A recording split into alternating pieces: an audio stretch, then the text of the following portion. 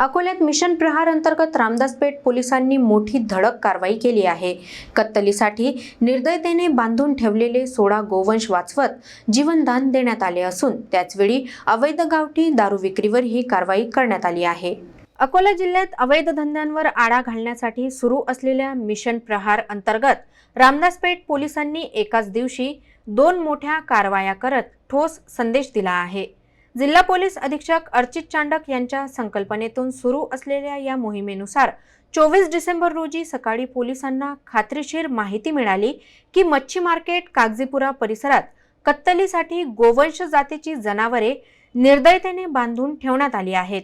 पोलिसांनी पंचासह घटनास्थळी धाव घेतली असता 16 गोवंश जातीची जनावरे कत्तलीसाठी बांधलेली आढळून आली। ही जनावरे आरोपी शेख मुबीन शेख मुमताज कुरेशी यांच्या ताब्यातील असल्याचे निष्पन्न झाले। पोलिसांनी तात्काळ कारवाई करत सुमारे 3,95,000 रुपये किमतीचा गोवंश मुद्देमाल जप्त करून जनावरांना जीवनदान दिले।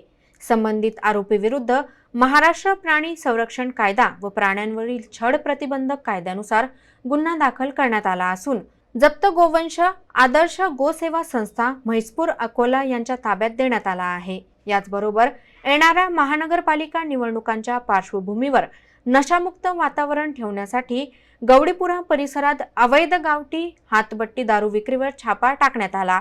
या कारवाईत 50,600 रुपयांचा मुद्देमाल जप्त करण्यात आला। एकूण 4,45,600 रुपयांचा मुद्देमाल जप्त करत पोलिसांनी अवैध धंदे करणाऱ्यांना स्पष्ट इशारा दिला आहे।